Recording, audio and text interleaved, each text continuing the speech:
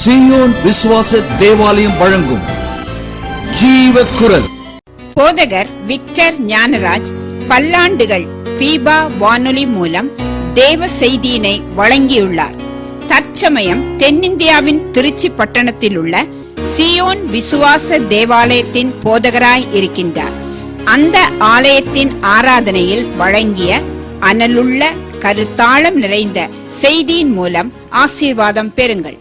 வேதம் சொல்லுகிறது, கண் தெளிவாயிருந்தால் சரீரம் வெளிச்சமாயிருக்கும். நம்முடைய கண்களிலிருந்து வல்லமையின் அபிஷேகம் புறப்பட்டு செல்லும்.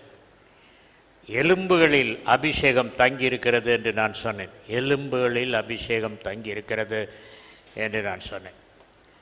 அந்த அபிஷேகம் கண்களின் மூலம் வெளிப்படுகிறது. பிசாசு பிடித்தவர்கள் வரும் சமயத்தில் என் கண்களை பார்க்க சொல்கிறேன்.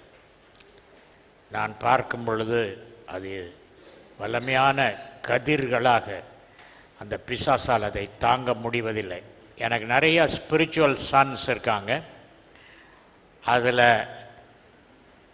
Sridhar price Lord. வேதத்தில் வெளிப்படுத்தின தீர்க்க தரிசன புஸ்தகத்தில் 19:10 சொல்லப்பட்டிருக்கு, இயேசுவை தொழுதுகொள், இயேசு கிறிஸ்துவை பற்றின சாட்சி அது தீர்க்க தரிசனத்தின் ஆவியாக இருக்கிறது.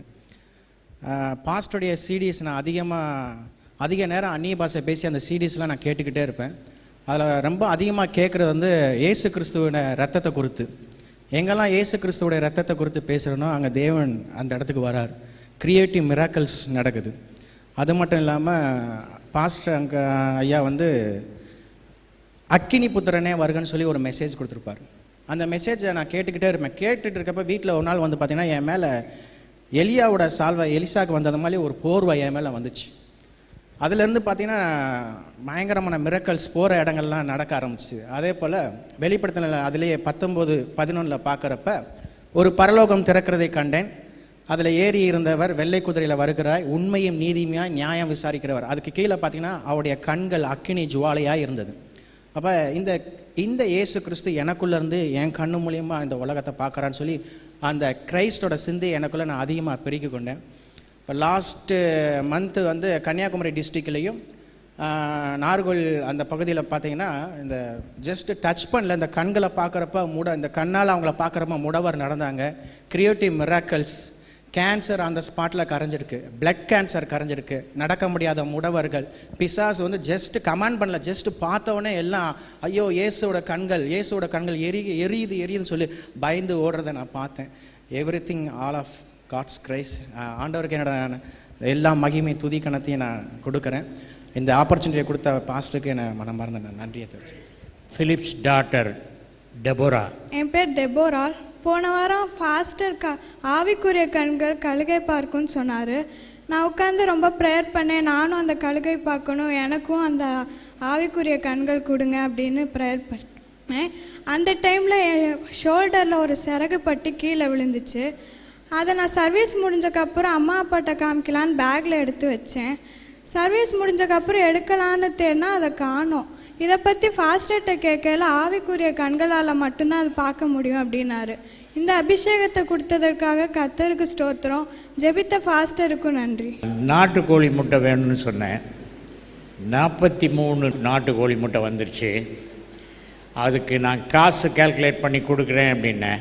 அது சொன்னார், எனக்கு பேங்க்கில் அந்த முட்டைக்கு எவ்வளோ காசு ஆச்சோ அது வந்துருச்சுன்னாரு. அவர் என்ன சொல்கிறாருன்னு கேட்போம், எனக்கு தெரில. பிரைஸ்லா கர்த்தருடைய பரிசுத்த மகிமை உண்டாகாது. என் பேர் ஜோஸ்வா. பாஸ்டர் நாட்டுக்கோழி முட்டை கேட்டிருந்தாருன்ட்டு திருச்சியில் நிறைய பேர் கேட்டேங்க, எதுவுமே கிடைக்கல. சரின்ட்டு தெரிஞ்சவர் மூலியமாக திண்டுக்கல்லில் போய் வாங்கலாம், இங்கே இருக்கு வா அப்படின்னாரு. சரி நான் கிளம்பி ஊருக்கு போகலான்ட்டு அக்கௌண்ட்டில் பணம் எடுக்க போனேன். பேலன்ஸ் செக் பண்ணேன், 52,000 இருந்துச்சு. சரி இல்லை 1,500 எடுக்கலாம் அப்படின்னு சொல்லி 1,500 எடுத்துகிட்டே பார்த்தா பேலன்ஸ் 50,000 அப்படியே இருக்குது. 1,500 குறையவே இல்லை அந்த பணம். எனக்கு ரொம்ப ஆச்சரியமாகிடுச்சு. நான் நினச்சேன் ஒருவேளை மிஷின் ரிப்பராக இருக்கும் போல, சரி ஊரில் போய் செக் பண்ணி பார்க்கலாம் அப்படின்னு பார்த்தா ஊரில் போய் செக் பண்ணி பார்த்தாலும் அப்படியே அந்த பணம் இருக்குது. அந்த ஆண்டவர் அந்த பணத்தை எனக்கு ரீஸ்டோர் பண்ணார். கர்த்தருடைய பரிசுத்த நாமத்துக்கு மகிமை உண்டாகும். சென்னை ராயபுரத்தில் வர்றேன். இப்போ ஒரு 1.25 மாதத்துக்கு முன்னால் என் பொண்டாட்டிக்கு மூச்சு வாங்குறது பயங்கரமாக இருந்தது. டாக்டர்கிட்ட பார்த்தாலும் சரி, மாத்திரை போடுறது அந்த ஊசி போடுற நேரத்தில் நிற்கிது, மறுபடியும் இது ட்ரபிள் கொடுக்க ஆரம்பித்தது. சியோன் விசுவாச குரலில் ஐயா நம்பர் கொடுத்தாங்க, ஐயா விக்டர் ஞானராஜ் ஐயா நம்பர் கொடுத்தாங்க. அவர்கிட்ட நீங்கள் சொல்லுங்கன்னாங்க. அவர்கிட்ட சொன்னேன், ஐயா ஜெயிச்சாங்க. இன்றைக்கி அதுலேருந்து ஒன்றுமே இல்லைங்க. இப்போ நல்லா இருக்குங்க என் மனைவிக்கு. கர்த்தருக்கு உடனே ஒரு தோத்திரம். ஓயாமல் துதிப்போம், காலமெல்லாம் பாடுவோம், ராஜாதி ராஜாவாம் இயேசுவையே என்றும் ஓயாமல் துதிப்போம், காலமெல்லாம் பாடுவோம், ராஜாதி ராஜாவாம் இயேசுவை பாடு. ஓசன்னா ஓசன்னா ஓசன்னா, கரங்களை அசைத்து ஓஷமரதலை ஹலதிரே ஓசன்னா ஓசன்னா ஓசன்னா என்றும் ஓசன்னா ஓசன்னா ஓசன்னா பாடு. ஓசன்னா ஓசன்னா, அனைவரும் கரங்களை அசைத்து பாடுவோம். ஓசன்னா ஓசன்னா ஓசன்னா பாடு. ஓசன்னா ஓசன்னா ஓசன்னா என்றும் ஓசன்னா ஓசன்னா ஓசன்னா. Topic for today: cleansing the soul. ஆன்மாவை சுத்திகரிப்பது எப்படி? வேதம் சொல்லுகிறது, பாவம் செய்கிற ஆத்மா சாகவே சாகுமன். உன் ஆத்மா வாழ்ந்து சூகித்திருக்கிறது போல நீ எல்லாவற்றிலும் சூகித்திருப்பாய். இன்னொரு வசனம், சோப்பு தேய்ச்சி குளிக்கிறீங்களா, சோப்பு போட்டு குளிக்கிறீங்களான்னு கேட்பேன். அதுக்கு என்ன அர்த்தம்னா, சோப்பு தேய்ச்சி குளிக்கிறதுனா சோப்பு எடுத்து அப்படி தேய்க்க, போட்டு குளிக்கிறதுனா இது. அது மாதிரி ஆன்மாவை எப்படி கிளென்ஸ் பண்ணுறது? நம்ம ஆன்மா சுத்திகரிக்கப்பட்டால் நம்முடைய சரீரம் நோய் இல்லாமல் இருக்கும். I believe in sickness free life. எவ்வளோ வயசானாலும் சரி, நோய்க்கும் நமக்கும் சம்மந்தம் கிடையாது. இப்போ நம்முடைய சரீரம் பாவத்துக்கு செத்ததாக இருக்க வேண்டும். நம்முடைய சரீரத்தின் அவயவங்களை நீதியின் அவயங்களாக பயன்படுத்த வேண்டும். Romans chapter 12. அப்படி இருக்க சகோதரரே, நீங்கள் உங்கள் சரீரங்களை பரிசுத்தமும் தேவனுக்கு பிரியமுமான ஜீவ பலியாக ஒப்பு கொடுக்க வேண்டுமென்று தேவனுடைய இரக்கங்களை முன்னிட்டு உங்களை வேண்டிக் கொள்கிறேன். மேலும் ரோமர் 6:13 நீங்கள் உங்கள் அவயவங்களை அநீதியின் ஆயுதங்களாக பாவத்திற்கு ஒப்புக்கொடாமல் உங்களை மரித்தோரிலிருந்து பிழைத்திருக்கிறவர்களாக தேவனுக்கு ஒப்பு கொடுத்து உங்கள் அவயவங்களை நீதிக்குரிய ஆயுதங்களாக தேவனுக்கு ஒப்பு கொடுங்கள். ஒப்பு கொடுக்க வேண்டும். ஆண்டவருக்கு பிரியமில்லாத 7 காரியம் என்று வேதம் சொல்லுகிறது. அந்த 7 காரியங்கள் என்ன என்று பார்ப்போம். நீதிமொழிகளின் புத்தகம் 6:16 முதல் 19 வரைக்கும். ஆண்டவருக்கு 6 காரியம் பிடிக்காது. 6ஐயும் சொல்லிட்டு 7வது ஒன்றும் பிடிக்காது அப்படின்னு ஒன்று ஸ்பெஷலாக சொல்லியிருக்கு. Let's read that. ப்ராவர்ப்ஸ் 6:16. 6 காரியங்களை கர்த்தர் வெறுக்கிறார், 7ம் அவருக்கு அருவருப்பானவைகள். துராலோசனையை பிணைக்கும் இருதயம், தீங்கு செய்வதற்கு விரைந்தோடும் கால், அபத்தம் பேசும் பொய் சாட்சி, சகோதரருக்குள்ளே விரோதத்தை உண்டு பண்ணுதல் ஆகிய இவைகளே. இந்த 7 காரியங்களை குறித்து நாம் கவனம் உடையவர்களாக இருக்க வேண்டும். இப்போ சரீரத்தின் அவயவங்கள் என்று வேதம் சொல்லும் பொழுது அது நமது ஐம்புலன்களை சிறப்பாக குறிக்கிறது. வாய், கண், மூக்கு, செவி, தொடுதல், கண், இந்த 5 புலன்களையும் நாம் காலையில் ஆண்டவரிடத்திற்கு ஒப்பு கொடுக்க வேண்டும். நான் இதுதான் செய்கிறேன். It takes about 15 minutes for me. It takes 15 minutes to take complete good bath. 15 minutes to cleanse my soul. Automatically my spirit is cleansed. ஏற்கனவே ஆவி தேவ பிரசன்னத்தினால் நிறைந்து வழிகிறது. ஆகவே இப்பொழுது நான் எப்படி அந்த 15 நிமிடம் சுத்திகரிக்கிறேன் என்பதை உங்களுக்கு விளக்க விரும்புகிறேன். அநேகர் தங்களுடைய கண்களினால் காண்கிறார்கள், ஆனால் கண்களினால் நீங்கள் பார்க்கும் காரியங்களில் காணப்படாத ஒரு சத்தியம் கர்த்தர் வைத்திருக்கிறார். பர்த்டே அன்னைக்கு சிஸ்டர் கனகவல்லி வீட்டுக்கு வந்தான். அன்னைக்கு காலையில் எனக்கு ஒரு கொஸ்டின் இருந்தது. ஆண்டவர்கிட்ட கேட்டேன், பதில் சொல்லலை. அவங்க வந்து பேசிக்கிட்டே இருக்கும்போது சம்பந்தம் இல்லாமல் என் உள்ளத்தில் ஓடின கேள்விக்கு பதில் சொல்லிட்டாங்க. உடனே எனக்கு என் காதால் கேட்டது ஒன்று, அந்த காதால் அவர்கள் சொன்ன வசனத்தில் ஆண்டவர் எனக்கு ஒரு செய்தியை வைத்திருந்தார். ஆகவே நாம் வாசிக்கும் புத்தகங்கள், வாசகங்கள், இதில் கண்ணால் காண்பதிலே கண்ணால் காணக்கூடாத ஒரு செய்தி நமக்கு வைக்கப்பட்டிருக்கிறது. அதை பார்க்கும் அறிவிற்கு நாம் தேவனிடத்தில் வேண்டிக் கொள்ள வேண்டும். எசேக்கியேல் தீர்க்க தரிசன புத்தகம் 12ஆம் அதிகாரம் 2ஆம் வசனம் கண்டும் காணாமலும் இருக்கிற, கேட்டும் உணராதிருக்கிற ஒரு மக்களை பற்றி சொல்லி இருக்கிறது. எசேக்கியேல் 12:2. மனுபுத்திரனே, நீ கலக வீட்டாரின் நடுவிலே தங்கியிருக்கிறாய். காணும்படிக்கு அவர்களுக்கு கண்கள் இருந்தாலும் காணாமற் போகிறார்கள், கேட்கும்படிக்கு அவர்களுக்கு காதுகள் இருந்தாலும் கேளாமற் போகிறார்கள். அவர்கள் கலக வீட்டார். கலக வீட்டார் கண் இருந்தும் காணாமல் இருக்கிறார்கள். அவங்க பார்க்குறாங்க. இது என்ன சொல்லுதுன்னு சொன்னால், காண்பவற்றில் காணாத ஒரு செய்தியை தேவன் பொதிந்து வைத்திருக்கிறார். கேட்கும் காரியங்களில் கேளாத ஒரு செய்தியை தேவன் வைத்திருக்கிறார். இப்படி தான் ஆண்டவர் பேசுகிறார். பல விதத்திலும் பேசுகிறார். This is one of the ways.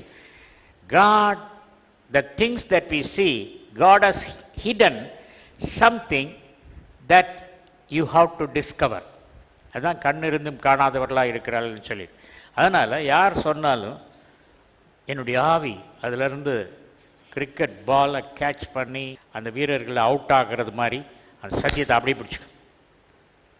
அதனால் காலையிலேருந்து சாயங்காலம் வரைக்கும் கிராமத்திலேருந்து வந்தவங்க, பட்டணத்தில் வந்தவங்க, அவங்க பேசுகிறதெல்லாம் ஒரு சென்டென்ஸில், ஒரு வார்த்தையில் ஆண்டவர் ஒரு மெசேஜ் அன்றைக்கி வச்சுருப்பார். அதை கேட்கணும். அதனால் நான் சொல்வேன், கர்த்தாவே, சரீர கண்கள் காணாத செய்தியை என் ஆவிக்குரிய கண்கள் கண்டு கொள்ளும்படி எனக்கு உதவி செய்யுங்க அப்படின்னு சொல்ல. God wants to speak to you through our surroundings. நட்சத்திரங்கள் நம்மிடத்தில் பேசுகிறது. அதற்கு மொழியும் இல்லை, பாஷையும் இல்லை. ஆனால் அவைகள் இரவும் பகலும் நம்மோடு பேசி கொண்டிருக்கிறது. ஆகவே அதை பார்க்கும்படியாக நம்முடைய கண்களை ஒப்பு கொடுக்க வேண்டும். 1 யோவான் 2:16. ஏனெனில் மாம்சத்தின் இச்சையும் கண்களின் இச்சையும் ஜீவனத்தின் பெருமையும் ஆகிய உலகத்தில் உள்ளவைகளெல்லாம் பிதாவினால் உண்டானவைகள் அல்ல, அவைகள் உலகத்தினால் உண்டானவைகள். ஆண்டவரிடத்தில், ஆண்டவரே, என்னுடைய கண்கள் ஆவிக்குரிய உலகத்தை காண வேண்டும் சொன்னேன். அப்போ ஒரு தேவதூதன் வந்தான். அவன் வந்த உடனே அவன் கண்ணை சுழிச்சு, ஒரு கோபம் வந்தால் எப்படி இருக்குமோ அது மாதிரி அப்படின்பான். ஏன்பா இப்படி பார்க்குற என்னை பார்த்து அப்படின்னாங்க. உன் கண்ணு வழியே எவ்வளவோ தவறான காரியங்கள் சென்று இட் ஹஸ் பீன் ஃபாசிலைஸ்ட். அவைகள் படிவங்களாய் மூளையில் பதிந்திருக்கிறது. அதையெல்லாம் உடைத்தெறிய வேண்டும். இப்போ நான் சொன்னேன், எப்படி ஒன்றுமே இல்லையே, நான் அப்படியெல்லாம் ஒன்றும் தப்பு, பெரிய தப்பு ஒன்றும் செய்யலையே. சில சமயங்களில் பெரிய போஸ்டர்ஸ் போட்டுருப்பாங்க. அதில் உள்ள பிக் கேரக்டர்ஸ் உண்மையிலே உள்ள ஆள் ஃபோட்டோ எடுத்து போட்டால் எவ்வளோ இருக்குமோ அதை விட அழகாக இருக்கும். அவன் போகும்போது ஸ்கூட்டரில் போகும்போது அவன் பார்த்துட்டே போவான். அது கடந்து போனோடனே இப்படி பார்த்துருப்பான். வர்ற வண்டி அடித்து எவ்வளவோ ஆக்சிடெண்ட் ஆகிருக்கு. நீதிமொழிகள் 4ஆம் அதிகாரம் 25, 26 வசனங்கள். உன் கண்கள் நேராய் நோக்க கடவது, உன் கண்டிமைகள் உனக்கு முன்னே செவ்வையாய் பார்க்க கடவது. உன் கால் நடையை சீர்தூக்கி பார், உன் வழிகள் எல்லாம் நிலைவரப்பட்டிருப்பதாக. குதிரைக்கு என்ன செய்யுமா, வண்டியில் போட்டால் ஒழுங்க ஓடாது. அது இந்த பக்கம் போகும், இங்கே ஒரு ரோடு இருந்தால் இந்த பக்கம் போகும், அந்த பக்கம் வரும். அதனால் குதிரைக்கு என்ன செய்வாங்கன்னா, ஏய் முன்னாலே மாத்திரம் பாருடா, அங்கேயும் இங்கேயும் பார்க்காத அப்படின்னு இங்கே ஒரு கவசம் போட்டுறோம். We have to put a filter of the word of God. We don't see with the eye of lust. அதுக்கப்புறம் நியூஸ் பேப்பர், மேகசின், மூவிஸ், இதிலெல்லாம் நான் சினிமா துறையில் இருந்ததுனால சொல்கிறேன். அந்த படம் பார்க்கும்போது சொல்லுவாங்க, இதில் மசாலா கொஞ்சம் குறையுதுன்னுவாங்க. நான் சொல்லுவேன், என்ன மசாலா குறையுதுன்னா என்ன அர்த்தம் அப்படின்னு கேட்டேன். அப்போ சொன்னார், மசாலான்னா அதை என்ஜாய் பண்ணக்கூடிய ஜோக்ஸோ ஆடை குறைப்பு சீன்ஸோ இல்லை, அதை கொஞ்சம் சேர்க்கணும் அப்படின்னு சொல்லுவாங்க. அப்படியா, சேர்த்துருவோம், நோ ப்ராப்ளம். அப்படி சேர்த்தாதான் அந்த ஃபில்ம் ஓடும். நம்மளும் அதை பார்ப்போம்.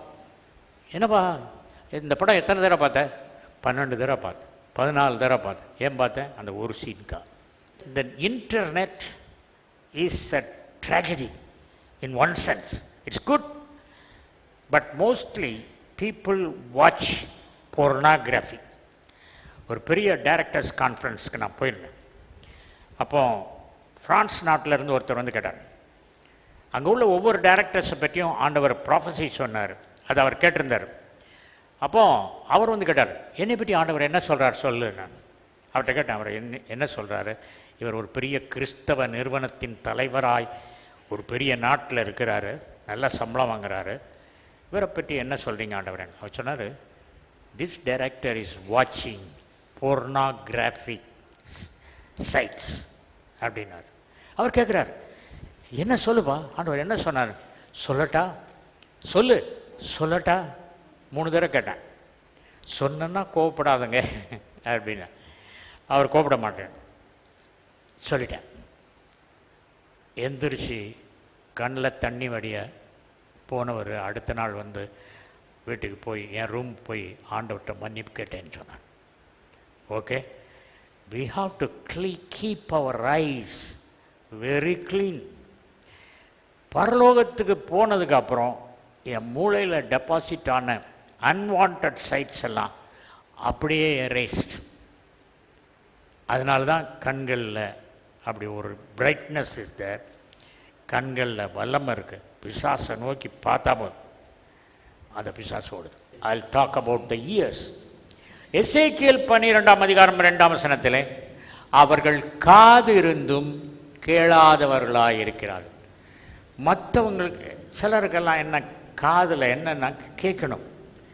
அந்த பாஸ்டர் எப்படி இருக்காரு, இந்த பாஸ்டர் ஆஃபீஸில் என்ன குழப்பம் நடக்குது, ஒரு சந்தோஷப்படுற. துர்ச்செய்தியை கேட்டால் அதில் ஒரு சந்தோஷம். அந்த பாஸ்டர் விழுந்துட்டாரன் என்கிட்ட வந்து சொல்லுவாங்க, உங்களை பற்றி நெட்டில் எழுதின பாஸ்டருக்கு ஆபத்தாயிடுச்சு சொல்லட்டா? தயவுசெய்து சொல்லாதங்க, என் மூளை வந்து குப்பை தொட்டி இல்லை, நீங்கள் போடுற குப்பையெல்லாம் வாங்கிக்கிறதுக்கு. I don't want to know. என்னைய பக்கமாக எழுதின ஆளை பற்றி அவர் சொல்கிறாரு, என்ன இருக்குது பாருங்கள். நான் சொன்னேன், பார்க்க மாட்டேன். நமக்கு என்ன இருக்கு, அப்படியா எழுதிட்டாங்களா, ரொம்ப சந்தோஷமாக இருக்கு, அவனுக்கு வேண்டியதுதான். என்னை பற்றி எழுதினான்ல, அவனை பற்றி எழுதியிருக்கா சொல்லாதங்க. 1 கொரிந்தியர் 4:4-5 வசனங்கள். என்னிடத்தில் நான் யாதொரு குற்றத்தையும் அறியேன், ஆகிலும் அதனாலே நான் நீதிமானாகிறதில்லை. என்னை நியாயம் விசாரிக்கிறவர் கர்த்தரே. ஆனதால் கர்த்தர் வருமளவும் நீங்கள் காலத்துக்கு முன்னே யாதொன்றை குறித்தும் தீர்ப்பு சொல்லாதிருங்கள். Your ears should hear God's voice. வேண்டாதெல்லாம் கேட்கறதுக்கு இந்த காது 2 குப்பை தொட்டி கிடையாது. பிசாசு காதை குப்பை தொட்டி ஆகிட்டான்னா, என் ஆடுகள் என் சத்தத்துக்கு செவி கொடுக்கும் என்ற வார்த்தையின்படி உங்களுக்கு ஆண்டவருடைய சத்தம் கேட்காது. ஏன்னா பிசாசின் சத்தத்தை கேட்டு கேட்டு கேட்டு பழகினதுனால ஆண்டவருடைய சத்தம் கேட்காது. சீசர்கள்லாம் ரிசரக்ஷனுக்கு அப்புறம் மீன் பிடிக்க போயிட்டாங்க, பழைய வலையை தூக்கிட்டு மீன் பிடிக்க போயிட்டாங்க. அப்போ என்ன சொல்கிறாங்க, ஜீசஸ் கிரைஸ்ட் தண்ணியில் நடந்து வர்றார். அப்போ அவங்க கிரேக்கத்தில் ஒரு வார்த்தை சொல்கிறாங்க, ஸ்பெக்ட்ரா. ஸ்பெக்ட்ரான்னா என்ன அர்த்தம்? பிசாசுன்னு அர்த்தம். ஜீசஸை பிசாஸ் மாதிரி தெரியுது அவங்களுக்கு, பிசாசை ஜீசஸ் மாதிரி தெரியும். ஏன்? அவங்க பார்த்ததெல்லாம் பிசாசின் கிரியைகள் தான். பட் ஒன் அப்பாசல் ஜான், அது இயேசுப்பா என்று சொன்னான். இயேசுவுக்கு அன்பான சீசனாகிய யோவான் அது இயேசு என்று சொன்னான். மற்றவங்கெல்லாம் பிசாசுன்னு சொன்னான். ஏன் அவங்களுக்கு பிசாசு மாதிரி தெரிஞ்சுது? 3.5 வருஷம் இயேசுவோடு இருந்தவர்களுக்கு இயேசு தூரத்தில் வரும்போது தெரியலையா? Spectra, evil spirit. No, you have to do what the Lord is showing. காதுகள், அதில் ஒரு ஃபில்டர் போடணும். 2 தீமோத்தேயும் 4ஆம் அதிகாரம் 3, 4 வசனங்கள். ஏனென்றால் அவர்கள் ஆரோக்கியமான உபதேசத்தை பொறுக்க மனதில்லாமல் செவித்தினவுள்ளவர்களாகி தங்கள் சுய இச்சைகளுக்கு ஏற்ற போதகர்களை தங்களுக்கு திரளாக சேர்த்து கொண்டு சத்தியத்திற்கு செவிகளை விலக்கி கட்டுக்கதைகளுக்கு காதுகளை சாய்க்கும் காலம் வரும் அப்படின்னு சொன்னார்.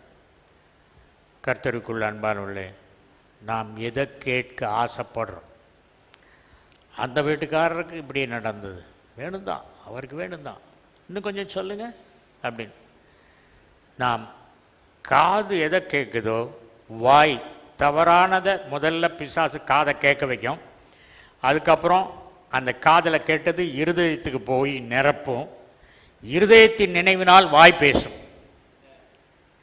அப்போ மாட்டிக்கிட்டோம். we pollute our soul. நம்ம எதை பேசுகிறோமோ அது it evokes an emotional response. What you hear evokes an emotional response in you. அப்படி ரெஸ்பான்ஸ் வரதுனால it affects your DNA, it affects your health. That's why you are falling sick. You should not fall sick. Nothing should be wrong with you, because you have to keep your ears and mouth perfectly all right. Mouth, நமக்கு ENT specialist யாக்கோபு. அவர் நாக்கை பற்றி யாக்கோபு 3ஆம் அதிகாரத்தில் எழுதுகிறார். ஃபுல்லாகவே நாக்கை பற்றி. It's a lesson on ENT, spiritual lesson on ENT over the spiritual years. ஆவிக்குரிய காதுகளை பற்றி யாக்கோபு ஸ்பெஷலிஸ்ட் எழுதுகிறார். நம்ம முக்கியமான தீர்மானங்களை எல்லாம் இயக்குகிற நரம்பு மூளையிலே ஒரு பகுதியில் இருக்கிறது. அது முதலாவது வாயைத்தான் கட்டுப்படுத்துகிறது. The nerve center that controls our speech is in the brain, one spot. So that nerve center controls our speech. When you hear wrong things, that nerve center registers what you have heard and it speaks negative things. நெகட்டிவாக பேசவே கூடாது, நெகட்டிவாக நினைக்கக்கூடாது. இவ்வளோ வயசாச்சு, அவ்வளோதான், நான் போகிறேன், ஊழியம் முடிஞ்சு போச்சு, என் ஊழியமே இப்போ தான் ஆரம்பிக்குது. மனிதன் வார்த்தையினால் சிக்குண்டு அவதிப்படுகிறான். நீதிமொழிகள் 6ஆம் அதிகாரம் 2ஆம் வசனம். நீ உன் வாய்மொழிகளால் சிக்குண்டாய், உன் வாயின் வார்த்தைகளால் பிடிபட்டாய். வாயின் வார்த்தைகளினால் பிடிபட்டாய். ஒருத்தன் ஈவினிங்கில் ட்ராவல் பண்ணுறான், காட்டு வழியாக போகணும், கொஞ்சம் தூரம் காட்டு வழியாக போகணும். அங்கே திருடர் பயம் இருக்குதுன்னு கேட்டிருக்கான். ஆனால் இவன்கிட்ட காசு நிறையா வச்சுருக்கான், கேஷ் வச்சுருக்கான். இவன் சொல்கிறான், நான் கேஷ் நிறையா வச்சுருக்கேன், இதை இவன் என்னை செக் பண்ணுவான், திருடன் இருக்காங்களா அந்த வழியில், என்ன செய்ய ஆண்டவரேண்ணா? ஆண்டவர் பதில் சொல்ல. பிசாசு சொன்னால், இதை நீ உன் சாக்ஸ்குள்ளே வச்சுக்கோ, கேஷை 2 காலில் சாக்ஸ் போட்டிருக்கல அதுக்குள்ளே வச்சுக்கோ அப்படின்னா. உடனே சாக்ஸ்குள்ளே வச்சுக்கான். வச்சுட்டு ஆண்டவர்கிட்ட ஜெபம் பண்ணுறான். அந்த காட்டில் நுழையிறதுக்கு முடியும், ஆண்டவரே பணத்தெல்லாம் நான் சாக்ஸ்குள்ளே வச்சுருக்கேன், பத்திரமா கொண்டு போயிடுவேன்னு நினைக்கிறேன், ப்ரைஸ் தி லார்ட் அப்படின்னா. அங்கே தான் ஒரு திருடன் தான், பையில சாக்ஸ்லேயே வச்சுருக்க. நேராக வந்தான், சாக்ஸுக்கிடு அப்படின்னா, அதுதான் பணம் வச்சுருக்கேன், அதானே நீ சொன்ன, அதுதான் நான் சொல்கிறேன், சிம்பிளாக எடுத்துகிட்டு போகிறேன்னு சாக்ஸை பணத்தை எடுத்துகிட்டு போயிட்டான். உன்னுடைய வாயின் வார்த்தைகளினால் சிக்குண்டாய். பழக்கமாக சொல்கிற கதை மறுபடியும் சொல்கிறேன். ஒரு சிங்கம் வந்தது, ஆண்டவரே இது கிறிஸ்தவ சிங்கமாக இருக்கட்டும்ங்கிறதா. அது உரிமிட்டு சாப்பிட வந்தது, என்ன செய்ச்சு, படுத்துச்சு. ரொம்ப சந்தோஷம், கிறிஸ்தவ சிங்கமாக மாறிச்சு, என்னை கடிக்காதுண்ணே. That lion told, I am a Christian lion, I don't eat without praying, I am now praying. நான் ஜெபம் பண்ணாமல் சாப்பிட போகிறதில்லை, இப்போ ஜெபம் பண்ணிகிட்டு இருக்கேன், அடுத்தாப்பில் தான் சாப்பிடுவேன் அப்படின்னு சொல்லிச்சான். உன் வாயின் வார்த்தைகளினால் சிக்குண்டாய். நிறைய பேர் வார்த்தையினால் சிக்கு விட்ருவான், தங்கள் வீட்டு நியூஸை சொல்லிடுவான். நம்முடைய வார்த்தைகள், நம் பேசுவது, நம் கண் பார்வை, இதெல்லாம் it should radiate, spread the fragrance of the Lord. கிறிஸ்துவுக்கு நற்கந்தம், புரியாத வார்த்தை, நல்ல வாசனை. நம்ம கிறிஸ்துவுக்கு நற்கந்தமாய் இருக்கிறோம். அவர் நோஸ்.